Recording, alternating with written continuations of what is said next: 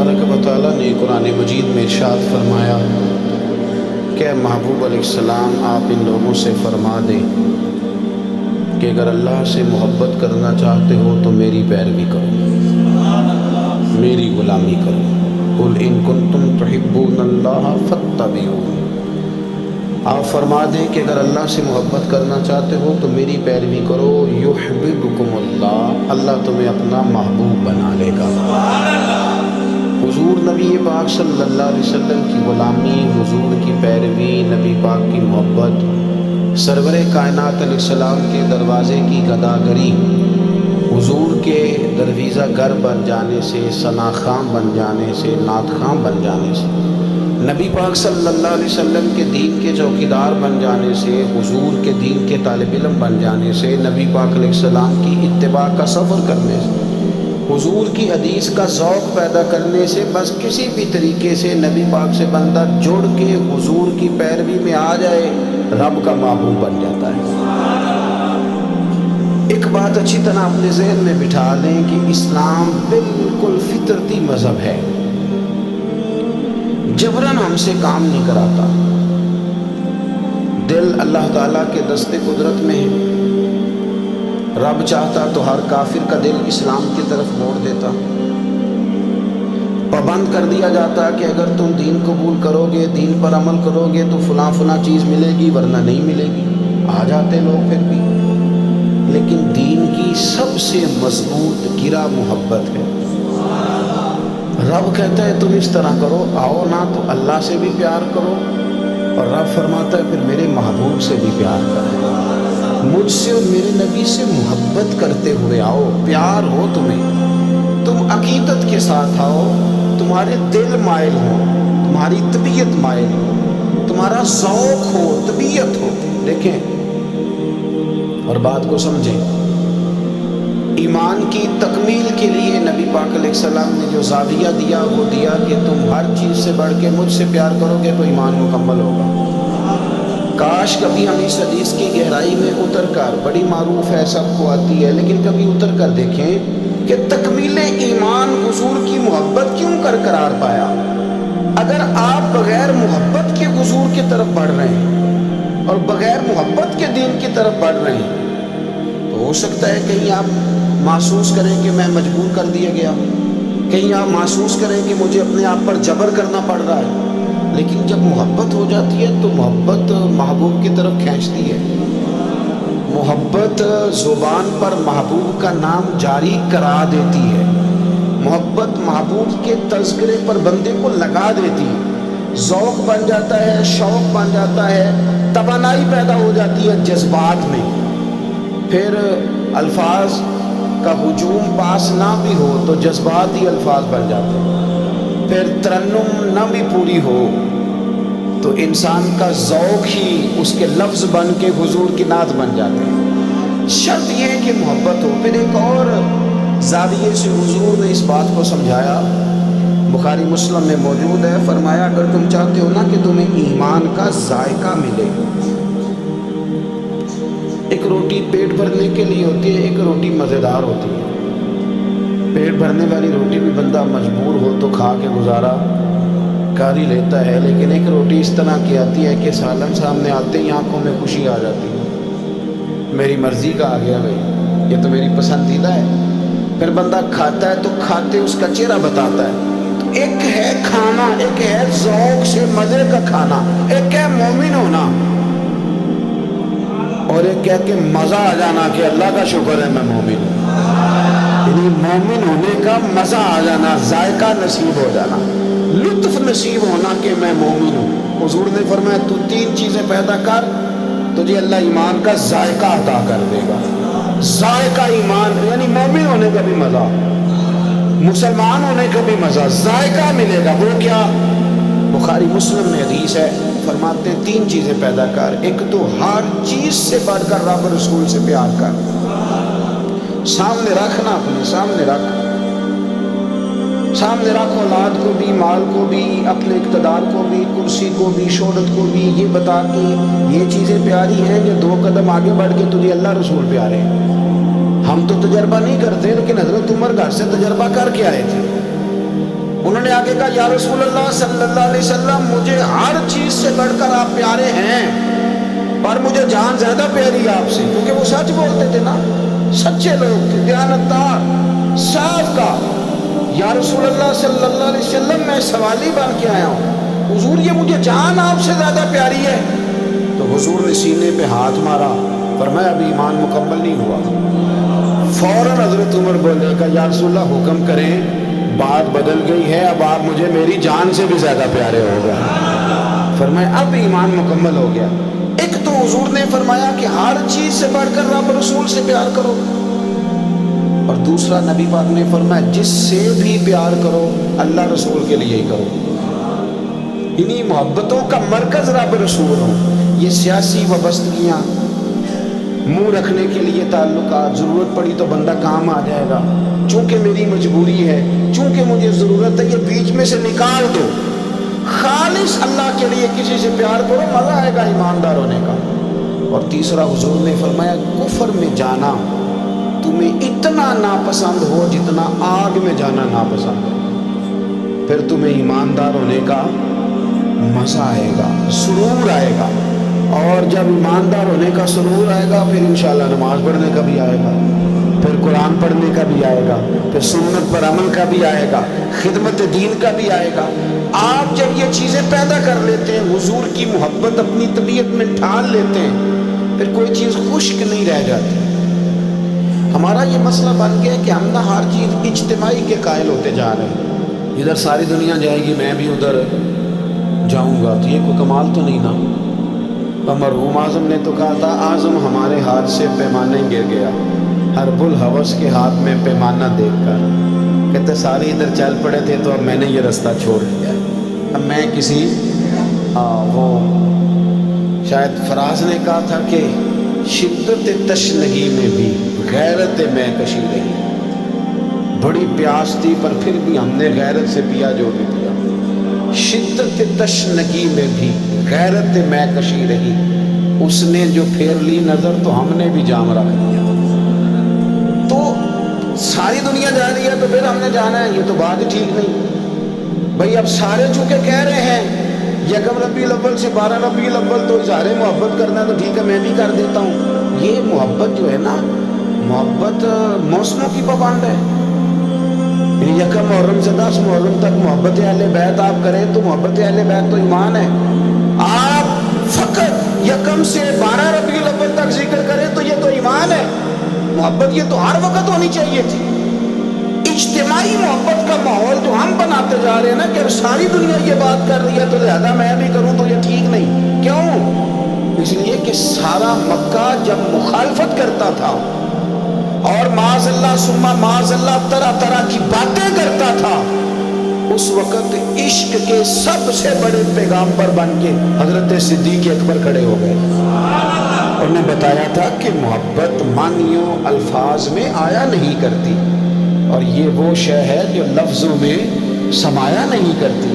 ہم کیا اس کو اس طرح پابند کریں گے کہ پہلے سارے پیار کریں تو پھر ہم نے کرنا؟ نہیں، کوئی کرتا تو نہ کرے نا، ہمیں تو پیار ہو گیا مدینے والے سے، ہو گیا ہے تو بس ہو گیا ہے۔ ان لوگوں نے ہمیں بتایا ہے کہ یہ اس طرح کا ماحول نہ بناؤ کہ اب ساری دنیا چل رہی ہے تو میں نے بھی چلنا ہے۔ حضور کی محبت ایمان ہے۔ محبت جو ہوتی ہے نا وہ تو ڈھال دیتی ہے بندے، کچھ چیزوں پر مجبور کر دیتی ہے۔ حضرت عتبہ رضی اللہ تعالیٰ عنہ فرماتے ایک سادے سے، خوبصورت سے، میٹھے سے، تھوڑے جملے بولنے والے صحابی، کچھ لوگ اپنی سادگی میں مست رہتے ہیں، وہ بالکل ایسے نہ یکدم حضور کے سامنے کھڑے ہوئے آگے تو عرض کرتے ہیں یا رسول اللہ صلی اللہ علیہ وسلم طبیعت مبارک ٹھیک ہے، چہرے پہ کمزوری ہے؟ تو محبوب نے فرمایا میں نے کچھ دنوں سے کھانا نہیں کھایا۔ فقر اختیاری ہے میرے نبی پاک کا، یہ دو جہاں کے شاہ ہیں، بس پاس کچھ رکھتے نہیں، اختیاری فقر ہے، بس کھجور پانی پہ گزارا ہے، کئی دنوں سے کھایا نہیں۔ صحابی نہ دوڑے گئے گھر میں، ٹٹولا سارے گھر کو، کوئی چیز نہیں ملی کھانے کی۔ دوست احباب سے پوچھا، کوئی چیز میسر نہ آئی۔ بنو قریظہ یہودیوں کا علاقہ تھا، ان کے باغات تھے، پہنچ گئے، ایک شخص سے جا کے کہا مزدوری ملے گی؟ ਲੱਗਾ ਜਦੋਂ ਮੈਦਾਨ ਅਜ਼ਲ ਦਾ ਤੇ ਲੋਕੀ ਚੋਰਾਂ ਵਾਂਗ ਸੁਢਾਏ। ਕਿਸੇ ਨੇ ਲੁੱਟ ਲਈ ਇਲਮ ਦੀ ਦੌਲਤ ਤੇ ਉਸ ਹਾਸੇ ਝੋਲੀ ਪਾਏ। ਆ ਸਜਣਾ ਵੇਖ ਜਹਾਲਤ ਸਾਡੀ, ਅਸੀਂ ਇਸ਼ਕ ਖਰੀਦ ਲਿਆ है। कोई मजदूरी मिलेगी? उसने कहा हाँ, कुछ दरख्तों को पानी देना है। मजदूर आया नहीं तो पानी भी ज़रा कुएं में गहरा है, अगर एक डोल पानी का निकालो तो एक डोल के बदले खजूर दूंगा। सहाबी ने झोली अपनी फैलाई खजूरें डालने के लिए, एक डोल पानी का निकाल के वहाँ रखते, एक खजूर झोली में डालते, एक डोल निकाल के रखते, एक खजूर झोली में डालते। जब झोली पूरी भर गई खजूरों से तो खुशी खुशी हंसते मुस्कुराते। तोहफे में जज्बा होना चाहिए, तोहफे की कीमत उसका जज्बा होता है। आप महंगा तोहफा लेके आए और हैं आप सियासतदान, निकलवाना आपने कोई काम है तो वो तो सियासी रिश्वत है, वो तोहफा थोड़ी है। तोहफे का भी कभी वजन होता है, तोहफे की भी कभी कीमत होती है, तोहफे के भी जो तो खुलूस होता है। झोली भरी हुई खजूरों की लाके मुस्तफ़ा करीम की बारगाह में पेश की, हाथों पे छाले, वजूद पर बाजार मिट्टी लगी हुई, ला के वो सारा कुछ हुजूर की बारगाह में पेश किया। करीम महबूब ने खजूर उठाई, उठा के खाई और खाती आंखों में आंसू आए। फरमाया तुझे किसने मजबूर किया था ये काम करने को, किसने मजबूर किया? तो नहीं, कुछ लोग सादे होते हैं, उन्हें ज़्यादा बातें नहीं आती, वो लफ्ज़ों के हेर फेर में काबू नहीं कर सकते, लेकिन उनकी अकीदत बड़ी पक्की होती है, उनकी बातें बड़ी खूबसूरत होती हैं, लहजा इतना हसीन होता है कि समझ आती है कि छलक क्या रहा है लहजे से। किस चीज़ ने मजबूर किया? तो लंबी बात कोई नहीं की, कहने लगे हुजूर सादी सी बात है, हमें कौन मजबूर कर सकता है, हमें तो आपकी मोहब्बत ने ही मजबूर किया है। बस ये मोहब्बत है ना, प्यार हो गया ना, ये प्यार हो गया तो बस निकल गए, दौड़ा है, इस मोहब्बत ने मजबूर किया, चला गया। खुशखबरी नहीं, जो बाजार खुशखबरी होती है वो नहीं हुजूर ने सुनाई, बल्कि नबी करीम ने फरमाया फिर तैयारी कर, अगर तू मोहब्बत करता है तो फिर फ़क्र के लिए तैयार हो, फिर मुश्किलात के लिए तैयारी कर, क्योंकि जो मुझसे मोहब्बत करता है ना उसकी तरफ तो फ़क्र यूँ आता है जिस तरह गहरी ज़मीन पर सैलाब आता है। फिर तू तैयारी कर, फिर तैयारी कर। मेरे रसूल पाक के ग़ुलामों ने ना हुजूर से प्यार किया और सही वाला किया। मैं फिर कह रहा हूँ, और बात जहाँ से मैंने शुरू की है मैं वहीं पे हूँ, इज्तिमाई मोहब्बत नहीं कि अब सारे चल रहे हैं तो चलो मैं भी, ये वाला अंदाज नहीं। बस मोहब्बत हो गई, बस प्यार हो गया, यानी गुलामी कर ली। इस तरह नहीं कि अब चूँकि सारे कह रहे हैं, यानी तारीफ तो वो होती है कि जब कोई ना करे तो फिर बंदा उठ के करे, यानी प्यार तो वो होता है कि जब कोई दावा ना करे तो बंदा कहे नहीं यार शख्सियत प्यार के काबिल है, फिर बंदा प्यार करे। सहाबा किराम अलैहिम रिदवान का जो अंदाज है ना, वो सोसाइटी को देखकर नहीं बना, वो मुआशरे को देखकर नहीं बना, हालात को देखकर नहीं बना, बल्कि उनकी रूह ने गवाही दी कि मदीने वाले से प्यार करना चाहिए, हुजूर से मोहब्बत करनी चाहिए। देखें जंगों के दिनों में ना, जंगों के दिनों में शायरियाँ नहीं होती, जब फौजें सरहदों पे खड़ी हों तो फिर गज़लें नहीं कही जाती, जब हालात पूरे उरूज पे हों तो फिर इस तरह की कैफियत थोड़ी होती है।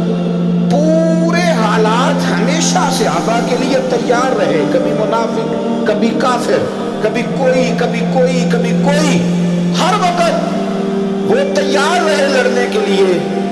लेकिन उन सारे रंगों में उनकी मोहब्बत जवान रही, जंगे भी लड़ते रहे, हुजूर की नातें भी पढ़ते रहे, मुनाफिकों के साथ उनके मामलात भी चलते रहे और नबी पाक की तारीफें भी होती रही, जंगों के तबसरे भी होते रहे, लेकिन बैठ के ना तो हुजूर के हुस्न का जिक्र भी होता रहा। एक सहाबी ने कहा कि नबी पाक अलैहिस्सलाम का चेहरा नूर तलवार की तरह रोशन था ना, तलवार बिल्कुल बिल्कुल जब नहीं तैयार होके आती है तो बड़ी रोशन होती है, रोशनी के सामने करे तो अक्स पड़ता है उसका, उसमें से भी शुआएं निकलती हैं, तलवार की तरह था।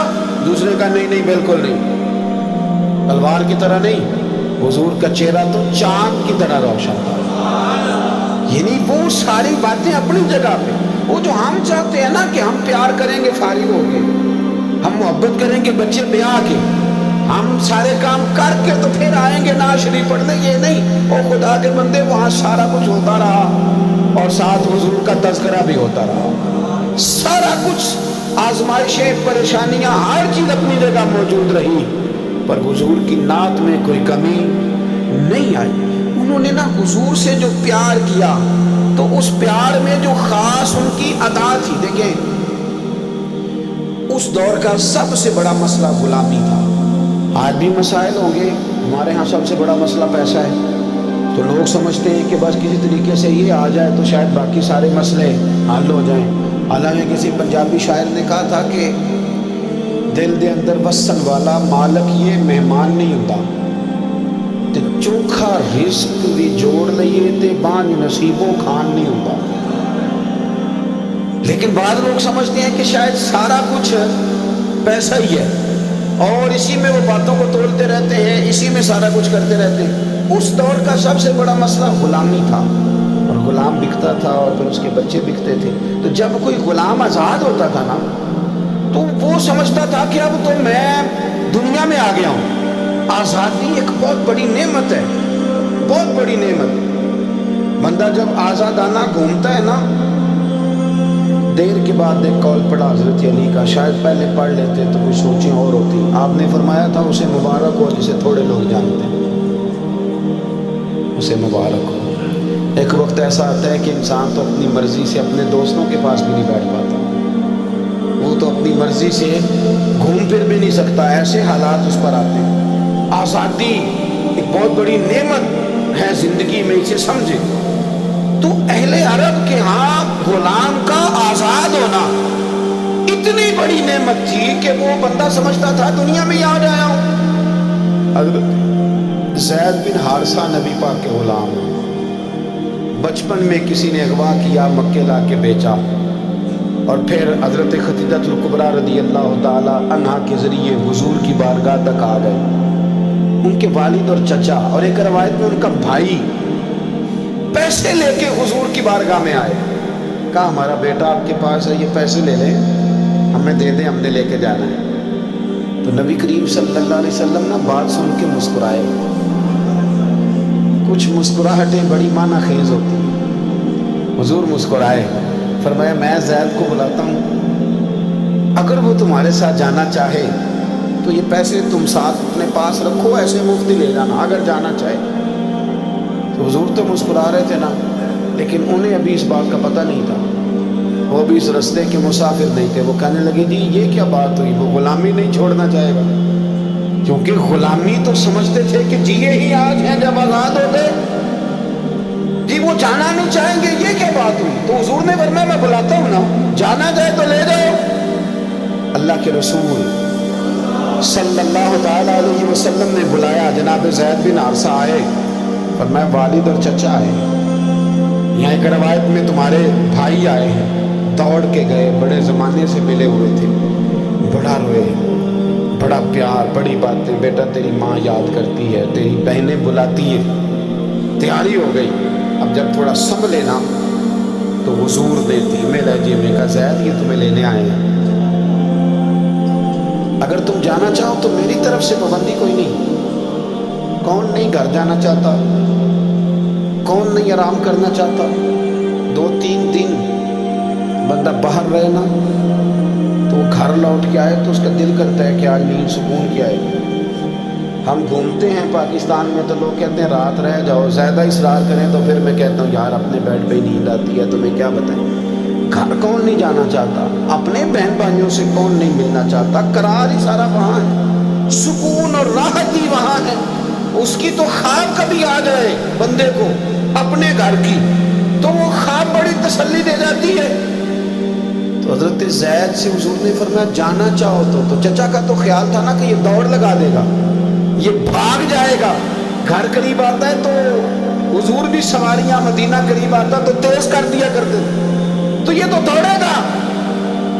لیکن جب کہا نا جانا چاہو تو چلے جاؤ، تو حضرت زید دور کھڑے تھے، دوڑ کے آ کے حضور کے پیروں میں بیٹھ گئے، کہنے لگے سونے ہاں اماں بڑا پیار کرتی ہے، بہنیں انتظار کر رہی ہیں، پر آپ کو چھوڑ کے کون جائے، حضور آپ کو چھوڑ کے چلا جاؤں، یعنی آپ کو چھوڑ کے بولے بریلی کے امام، کہنے لگے تیرے قدموں میں جو ہے غیر کا منہ کیا دیکھیں، تیرے قدموں میں جو ہے، تیرے قدموں میں جو ہے، تیرے قدموں میں جو ہے وہ غیر کا منہ کیا دیکھیں، کون نظروں پہ چڑھے دیکھ کے طلبہ تیرا، اور فرمانے لگے تیرے ٹکڑوں پہ پلوں، مجھے غیر کی ٹھوکر پہ نہ ڈال، میں جھڑکیاں کھاؤں کہاں چھوڑ کے صدقہ تیرا۔ حضور یہی رہنا ہے، یہی رہنا ہے، ہمیں کوئی آزادی نہیں چاہیے، کوئی آزادی نہیں، یہ غلامی کئی آزادیوں پہ قربان کی، جب پیار ہو گیا، جب محبت ہو گئی تو انداز بدل گئے، طریقے بدل گئے۔ ہم نہ خشک ہو کے آئے ہیں دین میں، خشک ہو کے۔ میں بڑے درد سے کہتا ہوں، نعت خوانوں سے کہتے رہتا ہوں، اپنی بھی اصلاح کرتا رہتا ہوں، ان سے کہتا ہوں ہمیں بھی کوئی مشورہ دو، ان سے بھی گزارش کرتا رہتا ہوں کہ یہ جس دن تمہاری تجارت بن گئی یہ تمہارا مزہ لے جائے گی نعت خوانی، یہ دین جس دن بھی تھوڑا سا کاروبار بن جاتا ہے مزہ خراب کر دیتا ہے، ذائقہ خراب ہو جاتا ہے، اس لیے کہ پورے سالن میں اتنی سی بھی گرد پڑ جائے نا پوری دیگ میں تو سارے کا ذائقہ لے جاتا ہے۔ اگر حضور سے خالص پیار کریں گے، خالص محبت کریں گے تو وہ جو ذائقہ ہے نا، وہ جو حسن ہے وہ آخری دن تک قائم رہے گا، آخری دن تک وہ ذائقہ لیے پھرے گا انسان، وہ زندگی کو تازہ رکھے گا، طبیعت کو تازہ رکھے گا، مزاج کو ٹھنڈا رکھے گا، قرار دے گا، آپ سکون میں رہیں۔ حضور سے محبت کریں اور اپنا ذوق بنائیں، سیرت پڑھیں، ایسے لوگوں کی بات سنیں، ایسے لوگوں کی نعت سنیں جو حضور کی تعریف کرتے ہیں، تاکہ ہمارے دلوں میں حضور کا پیار بیٹھے۔ ایسی مجالس میں جائیں جہاں حضور کا ادب، تعظیم، توقیر، نعت سکھائی جاتی ہے۔